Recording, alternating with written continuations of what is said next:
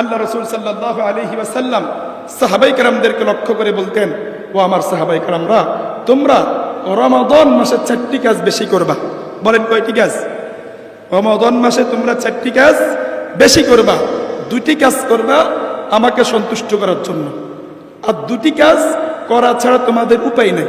2টি কাজ করা ছাড়া তোমাদের কি উপায় নাই? এই 2টি কাজ তোমাদেরকে করতেই হবে। 1 নম্বর, বেশি বেশি কালিমা তাইয়্যিবা পাঠ করা, লা ইলাহা ইল্লাল্লাহ বেশি বেশি করে পাঠ করা। 2 নম্বর, ইস্তিগফার করা। 2 নম্বর কি করা?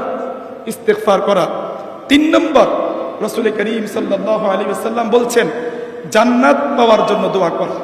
জান্নাত পাওয়ার জন্য কি? দোয়া করা। 4 নম্বর, জাহান্নাম থেকে মুক্তি পাওয়ার জন্য দোয়া করা। বলেন কয়টি কাজ বেশি করতে হবে? কয়টি কাজ? 4টি। 1 নম্বর, বেশি বেশি কালিমা তাইয়্যিবা পাঠ করা। বেশি বেশি কি পাঠ করা? কালিমা তাইয়্যিবা পাঠ করা। 2 নম্বর, ইস্তিগফার করা। 2 নম্বর কি করা? ইস্তিগফার করা। 3 নম্বর, জান্নাতে যাওয়ার জন্য, জান্নাত পাওয়ার জন্য রব্বুল আলামিনের কাছে দোয়া করা। 4 নম্বর, জাহান্নাম থেকে মুক্তির জন্য দোয়া করা। জাহান্নাম থেকে কি? মুক্তির জন্য দোয়া করা। এজন্য মুহতারাম হাজরিন, রব্বুল আলামিনের কাছে বলা, ওগো আল্লাহ, আমি তো অনেক গুনাহ করেছি, অনেক নাফরমানি করেছি, আয় আল্লাহ আপনি আমার জিন্দেগীর সমস্ত গুনাহগুলো আপনি মাফ করে দেন।